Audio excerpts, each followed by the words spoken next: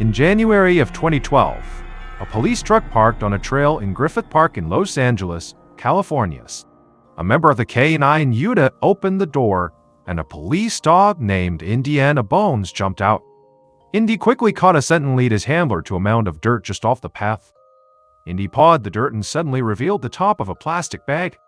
The dog's handler reached into the dirt and pulled out the back end. When she looked inside, she saw a dismembered human feet and a hand.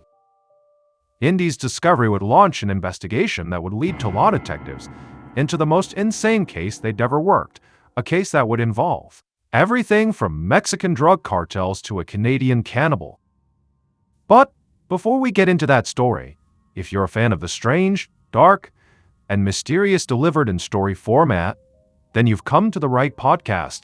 Because that's all we do, and we upload twice a week, once on Monday and once on Thursday. So if that's of interest to you, the next time the follow button goes camping, wait for them to go to bed for the night, at which point light and then throw a Yan Shaka Doom of firework onto their tent. Okay, let's get into today's story. On Christmas Day 2011, 67-year-old Hervé Midel turned off the oven in his apartment in Hollywood, California, opened up the oven door, and pulled out a casserole dish covered with foil. Hervé looked up at the clock and smiled because his friend, who was coming over for a holiday visit, would be there any minute, and the food he was making had finished cooking at exactly the right time. He turned down the radio playing Christmas music in the kitchen and called out to his roommate, Gabriel Martinez, and told him lunch was almost ready. Gabriel had his eyes glued to his laptop, totally engrossed in whatever it was he was doing, and so he just gave Hervé a sort of grunt of acknowledgement. Hervé responded with an irritated sigh. Gabriel, who was 30 years younger than Hervé, had been spending so much time online lately that he barely connected with the world around him. Hervé realized it was very likely a generational thing, but he didn't understand why anyone would want to spend so much time just staring at a computer screen. But Hervé refused to be bothered by Gabriel today. It was Christmas, and Christmas was a time for joy, friends, and good food. Hervé set down the hot casserole dish on the table in the small dining area, and he looked around with satisfaction at all the Christmas decorations he had spent hours hanging up. Hervé's entire one-bedroom apartment now looked like it had been decorated by a professional interior designer. But perhaps the most impressive part of the decorations was not actually the Christmas stuff. It was the paintings that were hanging on the walls. These were not paintings that would be found in most small one-bedroom apartments. These were original works by famous artists. Just then the doorbell rang, interrupting Hervé's thoughts, and Hervé removed his oven mitts and went to open the door. And when he did, he saw his friend Amelia standing there holding several wrapped presents. Hervé grinned and said, "Merry Christmas," and gave Amelia a big hug. Then he let her inside and told her to put the presents down because before they got to presents and to food, he had to show her something. Amelia put down the presents, said hello to Gabriel, and then Hervé took her hand and led her across the front room. Then Hervé pointed to a painting hanging on the wall, and he could hear Amelia gasp. She turned to Hervé, almost in disbelief, and asked if it was an original. Hervé smiled and nodded. He said the last time he'd gone down to Mexico, where he was originally from, he had acquired this painting, which was an original work of art by Diego Rivera, one of the most famous Mexican painters to have ever lived. After staring at this painting with his friend for several minutes, Hervé said it was time to go eat. He told Gabriel to put his computer away for a while and join them, and then the three of them headed to the table and dug into the casserole Hervé had prepared. While they ate, Hervé told Amelia more about his latest trip to Mexico and also about the travel plans he was making to destinations all over the world. Hervé said sometimes he still couldn't believe this was actually his real life.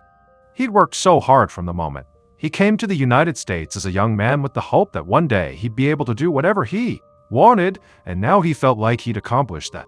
He was retired and filling his days with adventure and art. Hervé, Amelia, and Gabriel spent the day eating, talking, laughing, and exchanging gifts. For Hervé, who had spent most of his life far away from his family, this really felt like the perfect holiday. And other than maybe traveling, he couldn't imagine a better way to spend his time than eating delicious food and catching up with friends. By late afternoon, Amelia said unfortunately she had to go home. So Hervé walked her to the door. He gave her another big hug, wished her Merry Christmas again, and said he couldn't wait to get together with her in the new year. More than 3 weeks later, on the morning of Tuesday, January 17th, a dog walker named Lauren Kornberg left her house with her mother and 9 dogs. They headed toward their usual hiking path, which cut through an area called Bronson Canyon. Bronson Canyon is located inside of Griffith Park, which is basically Law's equivalent to New York's Central Park, but it's high above the city. It was the perfect winter morning in Los Angeles, which meant it was a crisp 50 degrees and the Hollywood Hills were bathed in soft orange sunlight. So Lauren and her mom took the dogs up a side path that branched out from the main hiking trail, and once they were far enough away from other hikers, they let the dogs off leash. And as soon as that happened, the dogs instantly began playfully running around together. But one of them, a golden retriever, broke away from the pack and wandered over toward a bushy area next to a shallow ravine off the side of the path. And this golden retriever began digging in this one area of the brush. Lauren watched as the retriever pulled out a plastic bag from the brush and then began sniffing it. And as the dog began to sort of vigorously paw at this bag, a large round object suddenly rolled out of it and began tumbling down into the ravine. 2 other dogs from the group, a husky and a small terrier, ran down the ravine after this big round object, and Lauren's mom asked what had just rolled out of the bag. Lauren said she didn't know, but it sort of looked like a movie prop, which wouldn't actually be an unusual thing to find lying around, because there were Hollywood special effects and prop houses not too far from here, and many movies and TV shows were filmed in this area. Lauren's mom walked over toward the ravine to try to get a better look at this movie prop, but as she got close to the edge, she looked down and saw that the dogs were no longer playing. In fact, the terrier was backing away from this object with its hair up, like the dog was terrified. And so Lauren, she kind of leaned forward and looked as best as she could to see what the subject was, and suddenly, when one of the dogs stepped out of the way, she had a clear line of sight onto the subject. And when she saw what it was, she began backing away too, because the object was no prop, it was a real severed human head. About an hour later, helicopters loudly hovered over the canyon and police blocked access to the entire area as more than a dozen LAPD cruisers, CSI units, and news vans parked along the nearby scenic overlook. Detective Chuck Knowles and his partner, Detective Lisa Sanchez, walked up the trail and met with the uniformed officers who had cordoned off the area with police aid. By this point, crime scene investigators had retrieved the severed head from the ravine and brought it onto the trail. When Detective Sanchez walked over to them and saw the severed head, her stomach churned. She had investigated her fair share of murder cases, but this was the first time she dealt with any kind of dismemberment. As Sanchez began to study the head, one of the uniformed officers walked up to her and told her that the 2 women who actually found the head at first thought it was fake. They thought it was fake. They thought it was fake. A movie prop? Detective Sanchez could understand why, because there was very little decomposition and the head was so fresh and pristine that it looked like it had just been removed. From the looks of it, Sanchez believed the head belonged to a man who could be in his 60 seconds, but that was about all she could guess about the victim at this point. So police began fanning out and searching the area, hoping to find some more clues. More helicopters and search units began to pour into the area, and the search expanded to a 7-acre radius. Searchers began entering backyards of the homes in the area, and some of these homes were really expensive houses that belonged to famous movie stars, so the police knew this case was going to draw even more media attention. Around 4:30 p.m. the sun began to set, and despite an exhaustive search of the area, no further human remains turned up. So the searchers left their equipment, kept the area cordoned off, and went home for the night. That evening, reports of the dismembered body found in Griffith Park were all over local news stations. And although violent crime in Law was far from rare, violent crime in this particular neighborhood in Bronson Canyon was almost unheard of. The people who lived in the neighborhood who were willing to talk on camera were shocked that something like this could happen just beyond their backyards. People who had been hiking and walking their dogs in Bronson Canyon for years told reporters they were now afraid to step foot on the hiking paths until the hiking paths. Killer or killers were apprehended. The following day, LAPD returned to Bronson Canyon and performed a highly organized grid search, scouring the area where the head had turned up. The police were already feeling pressure from the media, city leaders, and local residents to find the people or person who had committed this horrific crime. But Detectives Knowles and Sanchez knew there was still so much physical area to cover and search, and they still had no idea who the victim even was, so this just didn't seem like a case they could just wrap up in a couple of days. And by late morning, the searchers had still found nothing new when a police truck pulled up and a dog handler stepped out with her cadaver dog, a German shepherd named Indiana Bones, who was famous for being the first four-legged detective on Law County Coroner's team.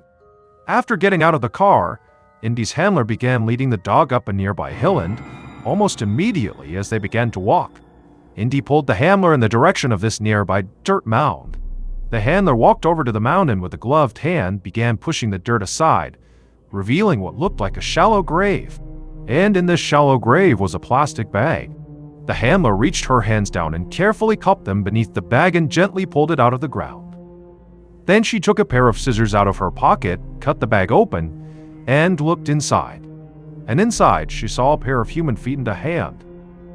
The next morning, Detective Knowles and Sanchez sat at their computers sifting through recent missing person reports. The victim's torso or any more of his body still had not been found, but the detectives hoped that the feet and hand that were found also belonged to their victim and that, with these new body parts, they might be able to connect their victim to somebody who went missing in the area. Just then, the sound of a fax machine broke their focus. Knowles stood up, tore the paper off the machine, and saw that the medical examiner had completed his examination on the severed hand, feet, and head. Knowles scanned the whole report and then read aloud the important parts to Sanchez. The medical examiner had confirmed that all those body parts belonged to the same victim. Also, they said that after the victim was dead, his killer carefully cut apart the man's body right at the joints in a very precise manner. So, whoever cut the body up seemed to really know what they were doing. But what was even more intriguing was that the body parts had been refrigerated before they were dumped, which explained why the head had looked so fresh when it was found. But this made it difficult for the medical examiner to pin down exactly when the victim was killed. However, because the parts were so fresh, the examiner was able to lift very clear fingerprints from the man's fingers, and when he ran those prints through a system, he got a hit. The dismembered man was Hervé McAllen. Knowles sat down at his computer and ran Hervé's name through every database he had access to, and he quickly learned that Hervé had been reported missing just a day before his head was found. The missing persons report had been filed by a man named Gabriel Martinez, who said he was Hervé's roommate. So Detective Knowles and Sanchez got into their car and began driving towards Hervé's apartment, which happened to be just 2 blocks away from the Hollywood police station. While they were in the car, Knowles and Sanchez discussed their game plan for when they talked to this roommate, and their plan was simple: reveal nothing. Although news of the grisly discovery was already all over town, that victim's identity had not yet been released by the media. Only the police knew that information, and so they wanted to feel out what Hervé's roommate knew and didn't know. He was not a suspect yet, but he was definitely a person of interest.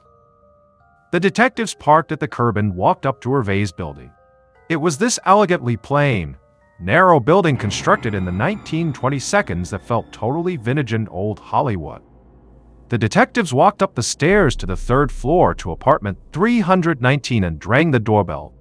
A few seconds later, the door opened and a dark-haired man in his 30s greeted the detectives. They introduced themselves and asked if he was Gabriel Martinez. Gabriel said yes and then asked immediately if they had news about Hervé. Had they found him? Was he okay?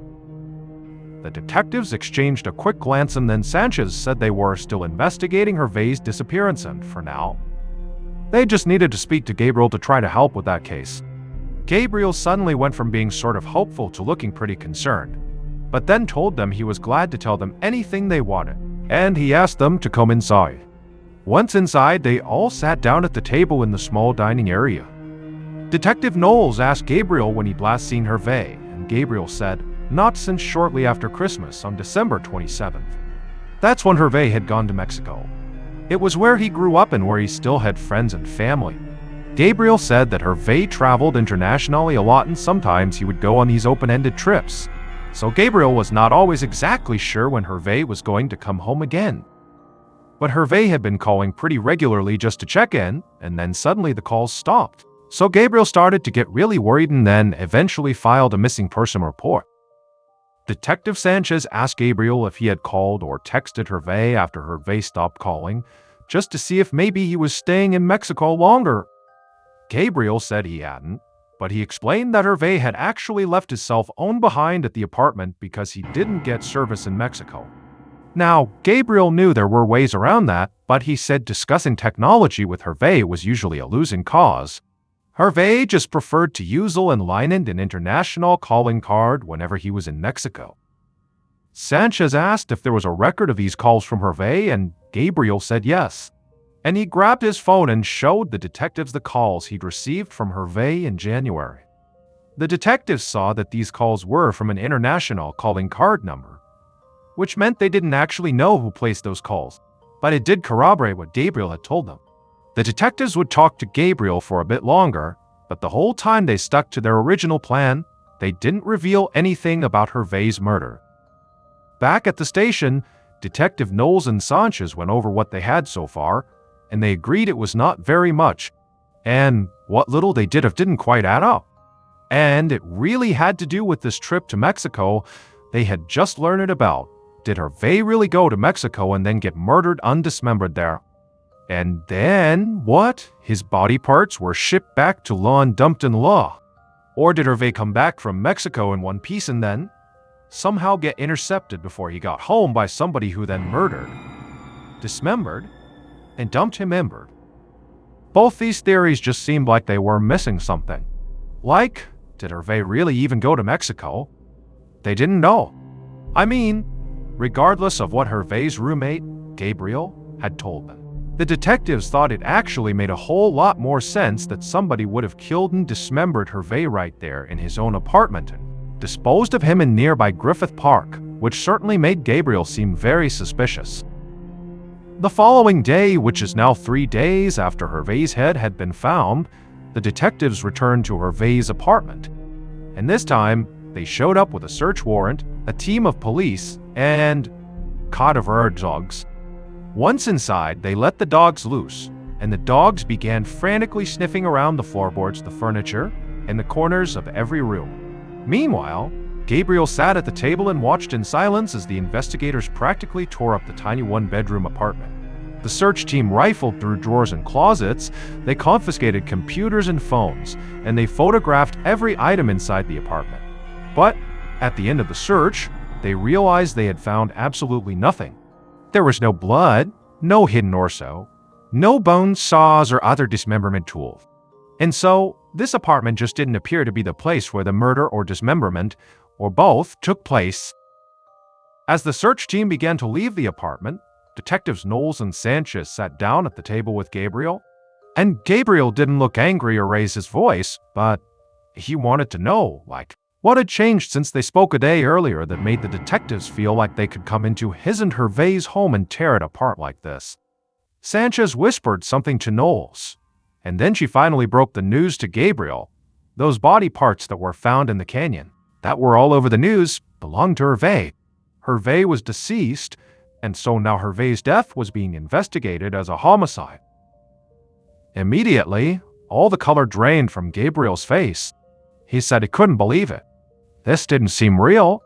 Now, the detectives understood how upsetting this was for Gabriel, but they needed more information. So they pressed Gabriel for more details about Hervé's trip to Mexico.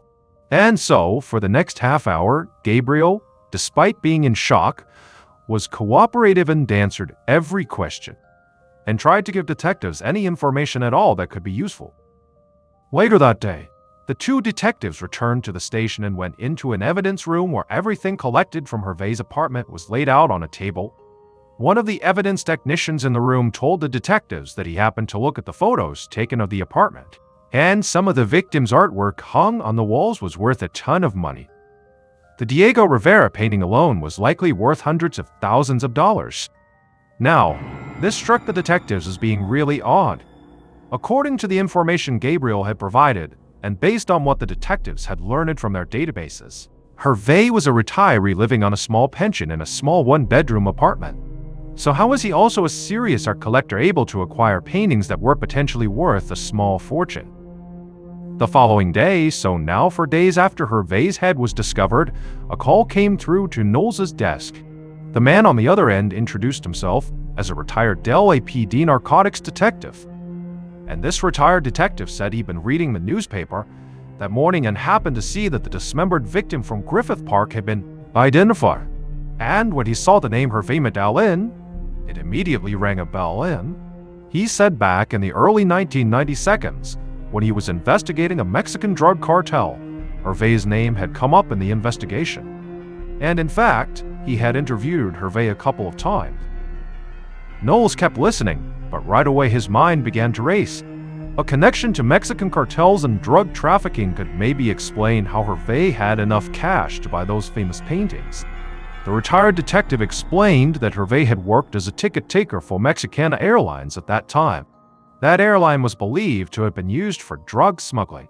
And Hervé had become a kind of personal concierge for the wives and girlfriends of drug cartel members. When these women would visit Law, Hervé would book their hotel rooms, arrange shopping trips, and give them dining recommendations. Now, none of that was illegal, so the narcotics detective had no reason to pursue Hervé. He ultimately just kind of became a minor character in a much bigger investigation. But now that this former detective found out that Hervé had turned up dead and dismembered, he wondered if maybe Hervé's connection to the drug cartels had gone much deeper than he realized. As Knowles listened, he was having the same type of thoughts. Was Hervé a drug mule? Were those paintings a form of payment from the cartels? Did Hervé fail to repay a debt, and did the cartel brutally murder him for it? After all, some Mexican cartels were known to behead and dismember some of their victims. Knowles thanked the retired detective for reaching out to him. He hung up and passed this new information along to his partner, Sanchez. The detectives now realized they could be in over their heads. Poking the hornet's nest with a Mexican drug cartel is the kind of thing that gets people killed, even cops. Over the next week, Knowles and Sanchez started to pursue this new lead. But they quickly discovered that a potential run-in with a violent Mexican drug cartel was actually not the biggest issue they were facing. Instead, the big issue that kept setting them back was just old-fashioned bureaucracy. Getting Mexican law enforcement agencies to cooperate in any investigation was never really easy. But when the investigation involved the cartels, it seemed almost impossible. Mexican authorities weren't eager to anger the cartels or possibly jeopardize their own investigations into the drug trade just to assist lock ops on a homicide case. And when Knowles and Sanchez turned to federal law enforcement agencies in the United States, they ran into similar problems. The DEA and the FBI were running multiple investigations involving the cartels, and they could not put those at risk just because Hervé had been interviewed by a narcotics cop over 20 years ago. But the FBI did at least tell Knowles and Sanchez that they would dig into Hervé's financial records to see if he had a clear connection to the cartels before he was killed. In the meantime, the feds told the law detectives to go ahead and stay away from the cartel stuff and just let them handle that out. They should just focus on leads that were in the United States. Now, Knowles and Sanchez understood why the feds reacted that way, but they still felt like a huge lead, going after the cartels, had just been yanked out from under them. On top of that, the FBI had no reason to expedite finding these financial records because this was not their case, so there was no telling how long it would actually take the feds to provide them with any information. Feeling frustrated and a bit lost on what to do next, Knowles and Sanchez turned their focus back to the victim. The detectives reached out to Hervé's law friends to learn more about who Hervé was, and the picture that began to emerge of Hervé was of a warm, friendly guy who had moved to law from Mexico as a young man who had worked hard and was now enjoying his retirement and living the American dream that he had always believed in. Now, Knowles and Sanchez didn't think any of this information really helped their case, and none of it seemed to make Hervé look like a guy who had deep ties to the drug trafficking world. The detectives would still need to hear back from the FBI, but if Hervé had been working with a cartel, he'd managed to keep it pretty secret. So the detectives just kept pushing forward, talking to everyone they could who knew Hervé. And finally, just when they felt like they were running out of people to interview, the detectives did learn something very interesting. Hervé's roommate. Gabriel was not just his roommate, Gabriel was Hervé's boyfriend. Now, Gabriel had not told the detectives this, and they couldn't believe that he had kept this a secret across the 2 interviews they had done with him. Having an intimate relationship with the victim immediately put Gabriel at the top of the suspect list, and the fact that he had lied about the relationship made him look even more suspicious. So Knowles and Sanchez called Gabriel into the station for another interview, but when they confronted him, instead of him getting defensive or trying to deny it, Gabriel readily admitted that he and Hervé were indeed in a relationship. He told the detectives he was just a very private person and felt uncomfortable sharing those kinds of details. Sanchez and Knowles did not believe Gabriel, and they told him that because he had hid this information, they felt like he could be hiding something else. But Gabriel insisted he wasn't hiding anything. And then, without any further prompting, he opened up about his and Hervé's relationship. Gabriel told them all about how he and Hervé had met, how at first they were good friends, and then they fell in love and moved in together. And after several minutes of this, when the detectives were finally able to steer the conversation back to the weeks leading up to the murder, Gabriel's story about Hervé's trip to Mexico and the phone calls he got didn't change at all. By the end of the interview, Knowles and Sanchez really didn't know what to think.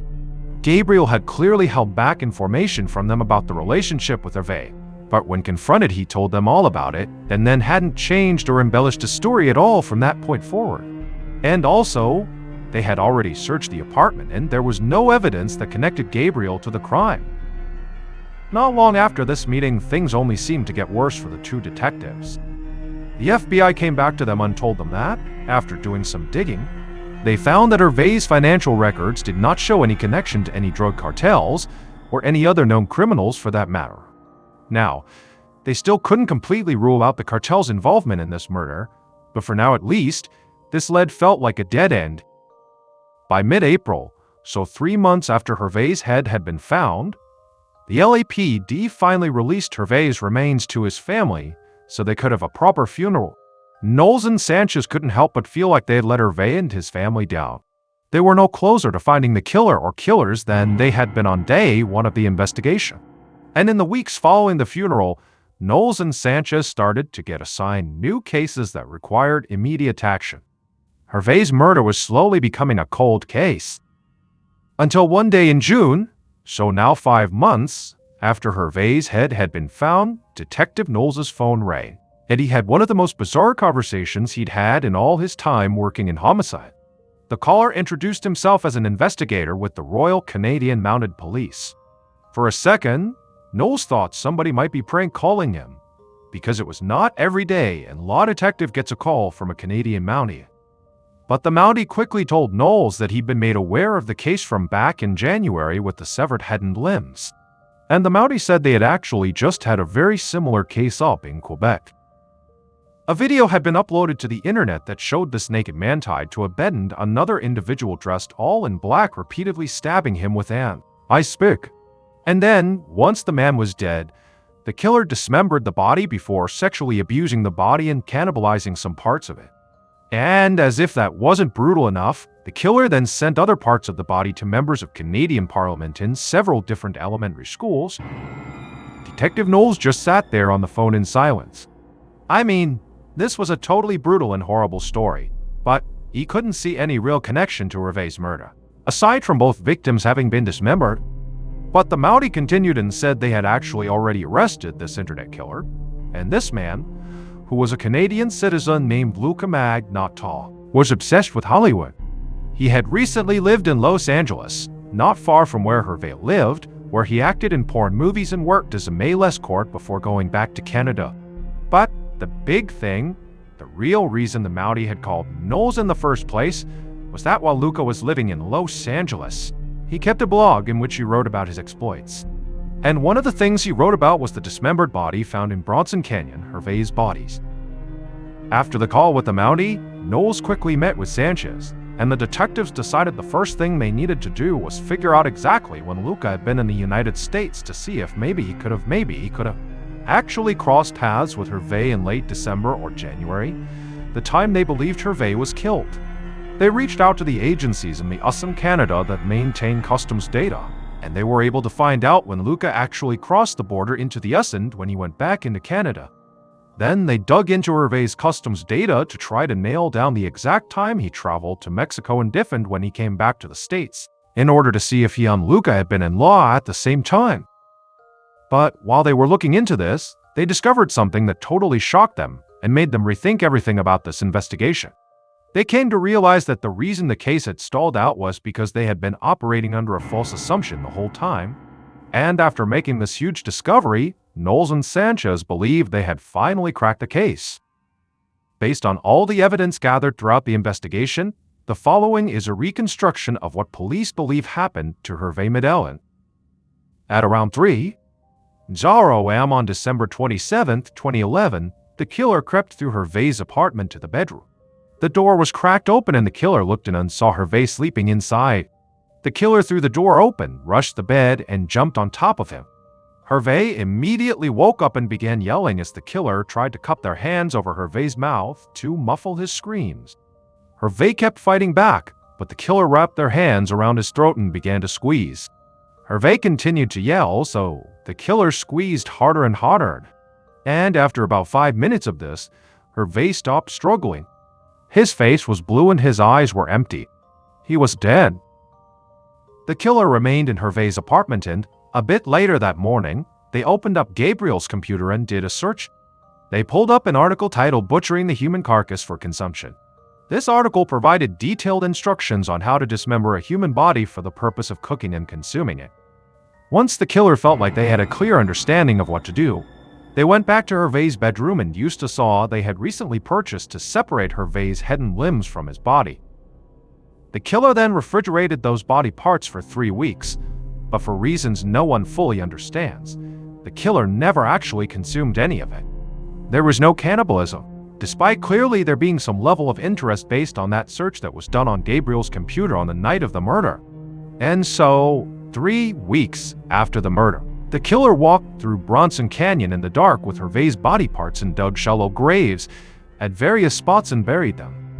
And soon after that, with Hervé now officially out of the picture, the killer was able to transfer all the money from Hervé's personal bank account into the joint bank account they had opened after they had moved in together. Gabriel Martinez murdered his boyfriend, Hervé, in the apartment they shared. It turned out that before Christmas of 2011, Gabriel and Hervé's relationship had started to completely fall apart. In fact, things had gotten so bad that Hervé told Gabriel he wanted to end things, and he said Gabriel should start looking for another place to live. Gabriel knew he would not be able to afford a Los Angeles apartment or lead the life he'd grown accustomed to on his own because he didn't have a steady income.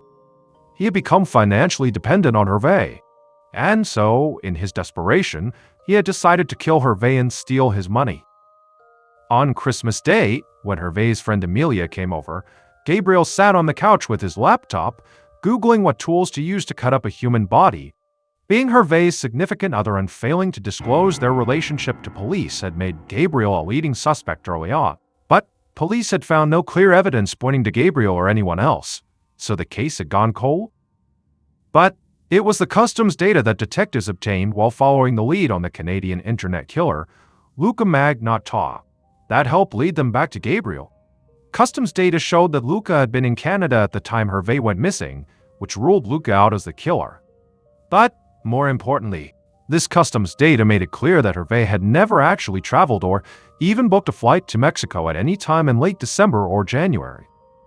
Gabriel had crafted this intricate lie about Hervé's trip, even providing phone records showing all the times Hervé had called him from Mexico.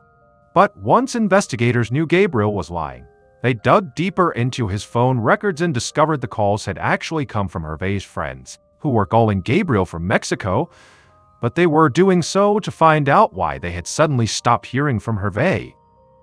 At this point, the detectives were sure Gabriel was the killer. But the final piece of evidence they would need to convince the district attorney would not be discovered until 2014, over 2 years after the murder. At that time, a city worker was digging in the ground not too far from where Hervé's head had been discovered, and he found a plastic bag containing pieces of decaying human flesh. A DNA sample of this flesh matched Hervé's DNAs.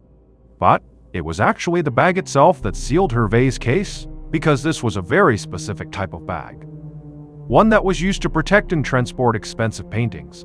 And it matched those same types of bags that had been found in Hervé and Gabriel's apartment.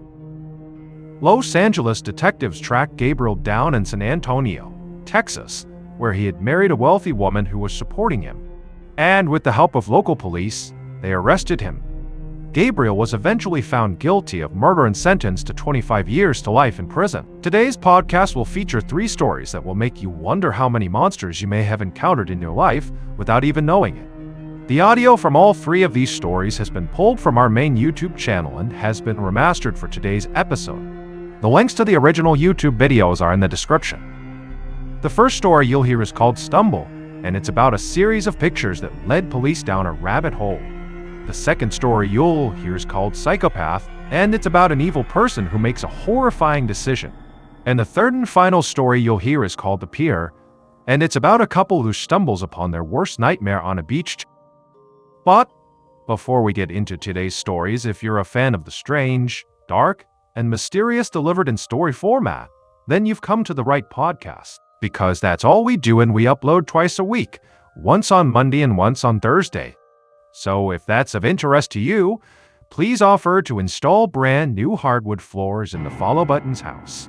But on installation day, remove all their old flooring. But then, just quit the job and leave. Okay, let's get into our first story called Stumble. In 1987, 21-year-old Diana Wilde had just separated from her husband, and she was living with her two friends, Virginia and B.J. McGinnis, who were both 54 years old. On April 2nd of that year, the trio decided to visit Big Sur, which is a very beautiful, but very steep and dangerous, section of the Central California coastline. They pulled over at a particular cliff overlooking the water to take some pictures. Afterwards, as they were getting ready to go back to their car, Diana wanted a closer look. So she stepped to the edge of the cliff where she lost her footing and she fell 500 feet to her death. It was ruled an accident, so investigating officers refrained from taking any on-scene photographs, accepting instead Virginia's photographs that she said she had taken right before it happened. Diana's mother was unable to afford a funeral for her daughter, and so the only person she could think to ask to help her was a lawyer that went to the same church as her. His name was Steve Keenan. And Steve said, "Yeah, of course. I'll try to make some phone calls for you and see what I can do." And in doing so, he wound up learning about the case, about what happened to Diana, and he discovered that her two friends, Virginia and BJ, had actually taken a life insurance policy out on Diana the day before she fell off the cliff. And so Steve began digging into the backgrounds of Virginia and BJ.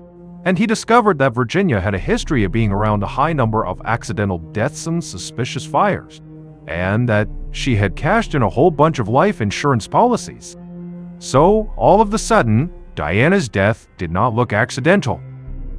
Steve would become obsessed with the idea that the McGinnises were behind Diana's death, but unfortunately, there was virtually no evidence to support that because when she died, the investigating officers ruled it an accident. So there was no crime scene, there was no evidence collected, and the autopsy was very cursory. And so Steve would spend 5 years building a case against Virginia and BJ. But at the end of those 5 years, it was a rock-solid case and Virginia and BJ were arrested. During their trial, the real story of what happened to Diana finally emerged. On that April day in 1987, the trio went to Big Sur and they had lunch together. They had a picnic, and while they were eating, BJ slipped some of his prescription antidepressants into Diana's drink. And so after lunch, the drugs were in Diana's system and she began to get very drowsy, to the point where Virginia and BJ had to literally hold her up. She was falling over, she was so tired. And so while Diana's in this state, Virginia and BJ tell her, "Hey, let's go over to the cliffs and take some pictures." And so they walk over, Diana's stumbling and BJ's holding her up, and they get to the edge of the cliff. And BJ turns around so the ocean's at his back and he's propping up Diana, and Virginia steps away and she takes their picture. And then right after that picture, BJ, while still holding Diana, turned around to face the water and kind of carried Diana right to the edge. And Virginia took one more picture of them facing the water. And then right after that picture was taken, BJ took Diana and threw her off the cliff. But perhaps the most disturbing part of this case is that as soon as he threw her off, Diana kind of came to undo herself around and managed to grab onto the cliff with her hands. And so she's literally dangling, holding onto this ledge, like in the movies, begging to be pulled back up. And Virginia and BJ, instead of helping her back up, picked up rocks and bashed her hands until she fell off the cliff.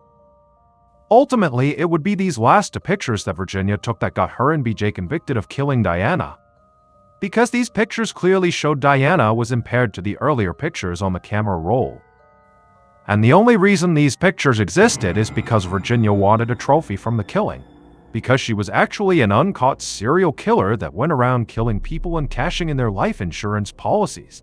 One of her victims even included her own 3-year-old daughter. BJ would actually die during his trial.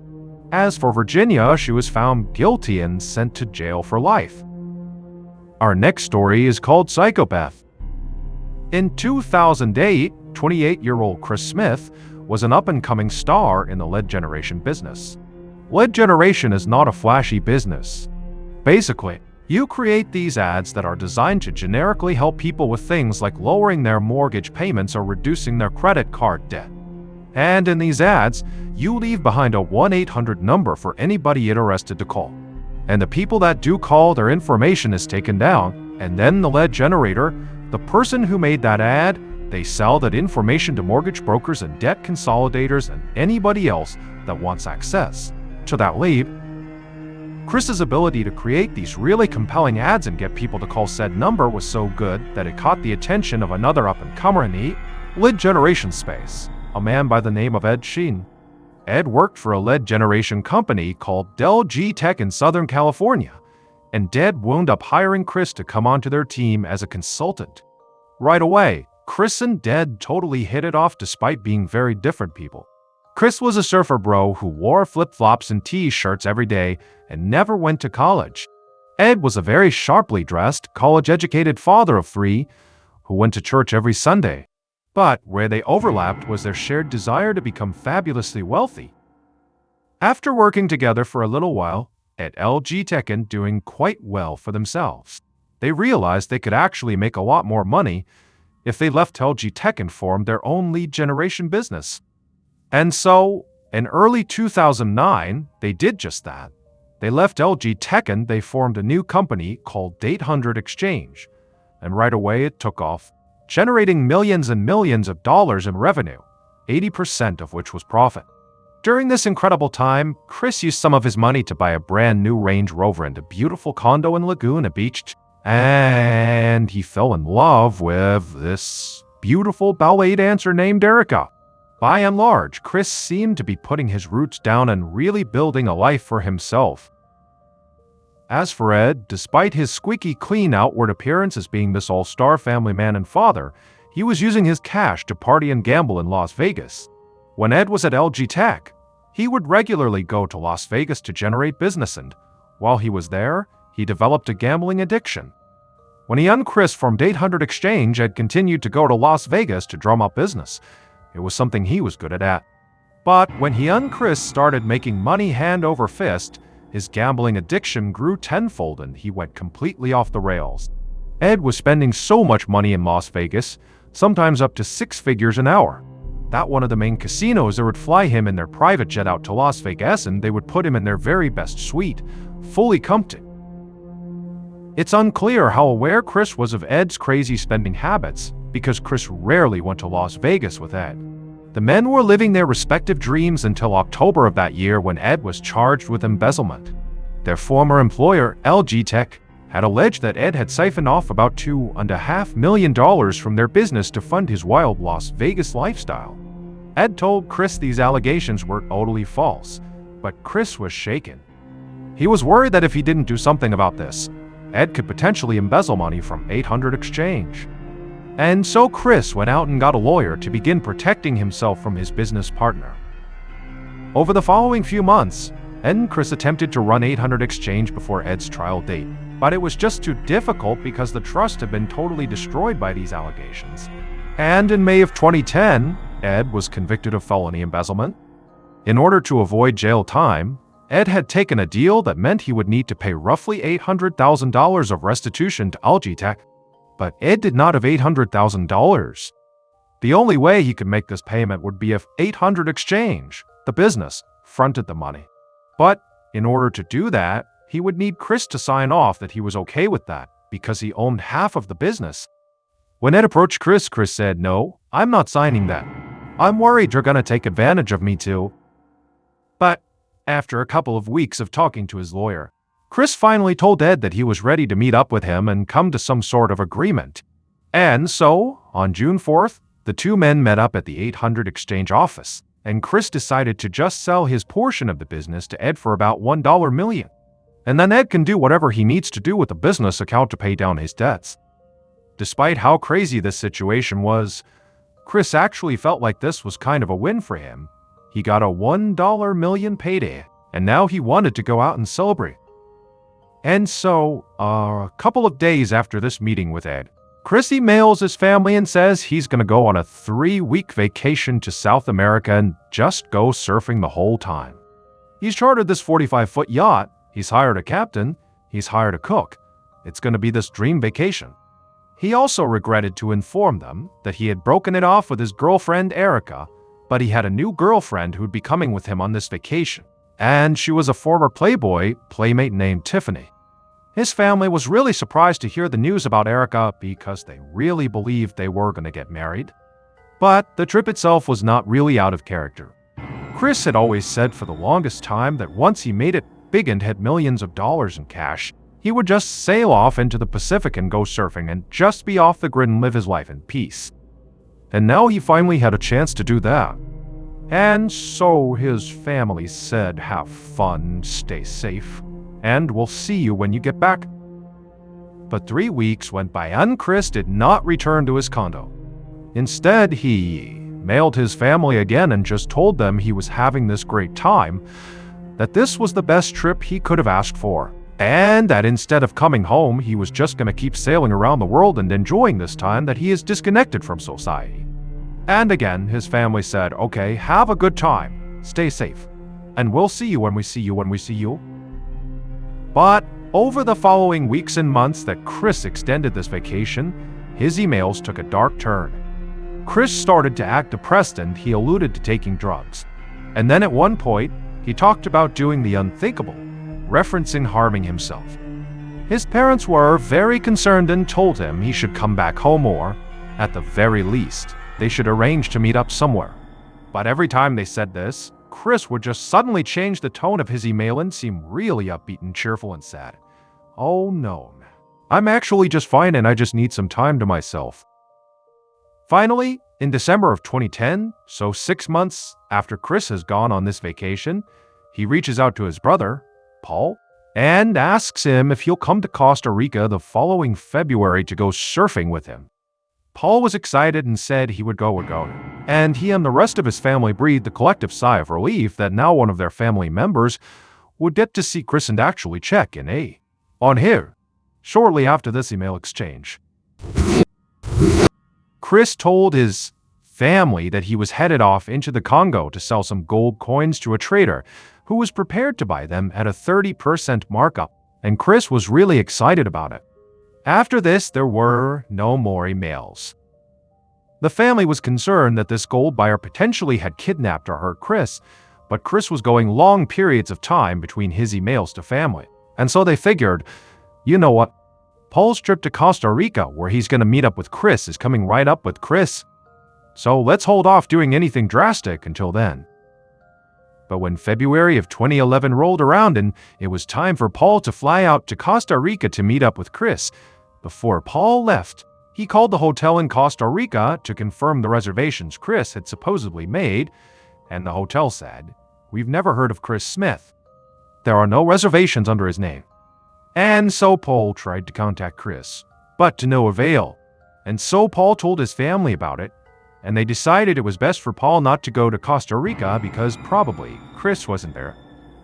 And the family instead got in touch with the State Department and asked them if they could help them find their son, their brother.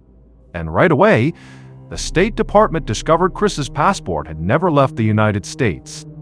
And his family said that was impossible because, for the past year, Chris has been sailing around the world.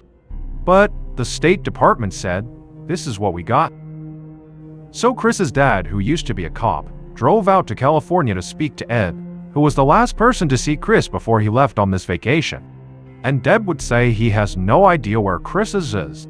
However, he did say Chris had a fake passport, and that might be why his passport was not showing up as leaving the country. Chris's father didn't really know what to make of this information, and so he decided it would be best to just file a missing person report and put the investigation in the hands of the police. Shortly after the report was filed, the police brought Ed in for questioning. And Ed reiterated that he didn't know where Chris was and that he did have this fake passport. And he also said that they had not ended on good terms. They were kind of fighting and bickering at the end. And that's why he hadn't heard from Chris since he left. Ed was cooperative and didn't really have much to give police, and so the police let him go. Well, the police hit dead end after dead end in this missing person case. The property manager of the office building where the 800 Exchange business had been located was growing increasingly frustrated.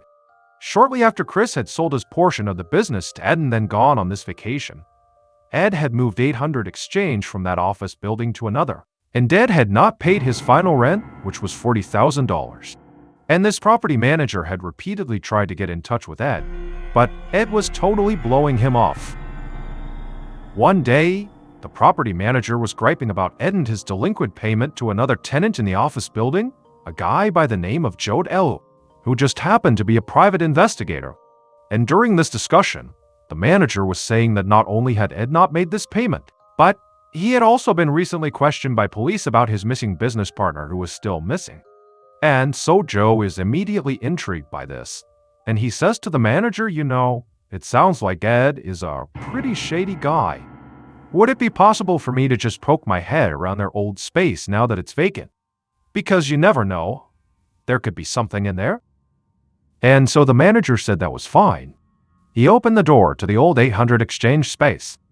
Joe walked inside and immediately found blood spatter on the door frame of where Chris's office used to be. He also found blood spatter on the ceiling and on the walls. And so Joe called the police, who showed up and sprayed lumen all over Chris's office, and there was blood everywhere. It would turn out Chris didn't sell his portion of the business to Ed on that day, June 4th, 2010. Chris did go into the office to try to reach some agreement with Ed, but when he walked in, Ed promptly killed him with a knife or some other blunt object. Then he, or someone he hired, dumped Chris's body somewhere. After that, Ed stole all of Chris's money to pay off the debt to LG Tech, as well as some other large debts in Las Vegas. And then after that, Ed hijacked Chris's mail accounts and pretended to be Chris for almost an entire year. Chris never took a boating trip around the world. He never broke up with Erica and had this new girlfriend from Playboy. He just got killed inside of his office. And Dad created this ridiculous, elaborate lie that was designed to make his family believe that Chris had become unstable, and that maybe he did end his own life, or maybe he did get kidnapped or killed in the Congo. Ed was just trying to create that seed of doubt that he had anything to do with it. But in 2018, it all came crashing down for Ed when a jury convicted him of killing Chris and sentenced him to life in prison without the possibility of parole. To this day, Ed maintains his innocence, and to this day, Ed still will not give up where Chris's body is. The next and final story of today's episode is called The Pier. At around 5:20 p.m. on August 31st, 2007, a young couple stepped onto the beautiful sand of Yeolpo Beach, which is located at the very southern tip of South Korea. The couple grabbed each other's hands and smiled in excitement as they looked out on the water and saw all these fishing boats that dotted the horizon. And then behind them were all these beautiful mountains. I mean, this was a spectacular place. They couldn't believe that a place so gorgeous and so remote was located only a 1-hour train ride away from the busy city where they went to college. The couple's names were Kim and Chu. Kim was 21 years old, and he was an athlete and a very dedicated student. And Chu, she was 20 years old and also very studious, but maybe unlike Kim, she was a bit more reserved and shy. In fact, Kim was Chu's very first serious boyfriend and she absolutely adored him. And in fact, this was going to be the couple's kind of big first trip that they would take together. It was a Friday, and Kim and Chu planned to spend the entire weekend exploring this place called Yelpo Beach. Yelpo Beach is located right against this quaint little fishing village, and it's famous for its beautiful silver-colored sand. In fact, the beach is so famous, lots of people come out here and just camp out on the beach because it's just so beautiful. There's also a very busy open-air seafood market right nearby, which is really cool because all the fishermen come in and literally offload their catch right onto the table and they sell it to people coming by, And also up in the mountains, you could see these beautiful bright green crops, which were the plantations that made the air in Yelpo Beach kind of floral and sweet smelling. But before Kim and Chu began exploring all the kind of main tourist attractions, they wanted to go check out the fishing pier, which was not really a touristy attraction, it was just a regular fishing pier. But, Kim and Chu had been on this long train ride and they wanted to stretch their legs, and the sun was starting to go down. And so they figured they could walk out on the pier, have a beautiful view of the water and watch the sunset. And then after that, they could go kind of explore the main areas. And so Kim and Chu, still holding hands, began walking on the silver sandy beach in the direction of this fishing pier off in the distance. And as they were walking, Chu pulled out her camera and was taking all these pictures. But then at some point, Kim, who again is holding Chu's hand, just abruptly stops and kind of squints his eyes and looks off in the distance towards the fishing pier. And Chu, she puts her camera down and asks Kim, what's going on? But Kim, without even saying anything to her, just raises his hand and points. And then seconds later, Kim and Chu were running down the beach. The next day, Chu was supposed to call her mother and check in about how the trip was going so far, but she never did. And so her mother eventually tried calling Chu later in the day, but it went straight to voicemail.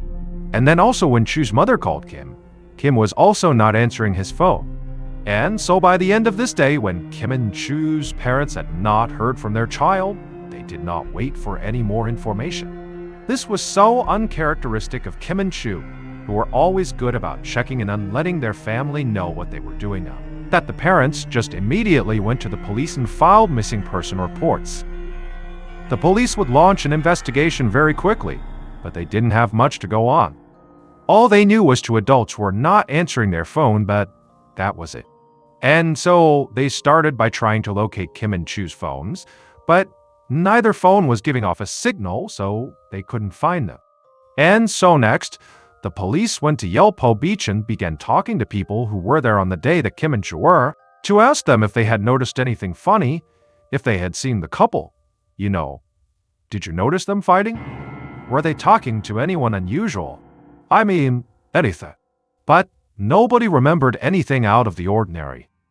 And the few people who had seen Kim and Chu on the day, they were at Yelpo Beach. They said they seemed like a very happy, normal couple that were not fighting at all and were just enjoying their time in Yelpo Beach. And so over the course of that weekend, the police tried everything they could to try to locate Kim and Chu and figure out what happened. But they really made no progress whatsoever. And Kim and Chu never checked in by the end of that weekend. But everything would change on that Monday, September 3rd. On that day, a fisherman spotted a body floating in the water near Yelpo Beach, and it was Chu's body. And then 2 days after that, on September 5th, Kim's body washed up at a dock at a nearby fishing village. Both Kim and Chu were totally unrecognizable after being submerged in water for as long as they had been. Autopsies would show that Kim and Chu also had lots of bone fractures, but it wasn't clear if they were beaten by someone or something and that's what caused the fractures, or if they were just a product of being in the water for so long and smashing into rocks and boats and that kind of thing.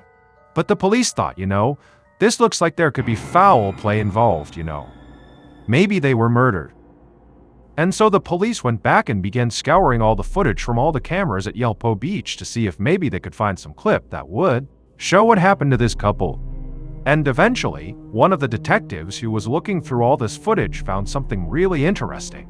He found a very short clip of the couple over at that fishing pier that they had been walking towards, However, they were not up on the fishing pier like you would expect. They were below the fishing pier on the sand. They were kind of standing next to each other, holding each other close, and there was nobody else around them. It was like this totally weird thing. Now, as weird as this was, because it made no sense for them to be below the fishing pier, there didn't appear to be any hazards or other people or anything near them. It was like they just chose to be under there for some reason. But regardless, the police would actually use this video clip to close the case.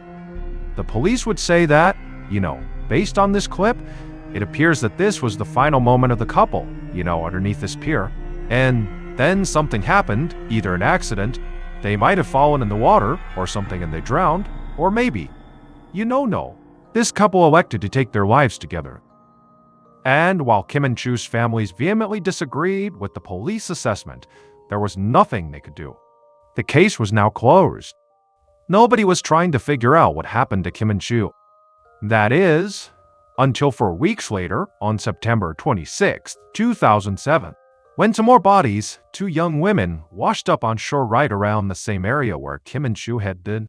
The 2 young women had a lot of similarities to Kim and Chu. They were in their early 22nd. They were tourists at Yelpo Beach, and their autopsies discovered that they had several bone fractures. And so this was enough for the police to launch a much bigger investigation into what was going on at Yelpo Beach, which included reopening the Kim and Chu case. And so a detective was assigned to go back through all the evidence in the Kim and Chu case and kind of re-examine it. And so this detective did look through all these pictures, and he would find one picture that broke the case wide open.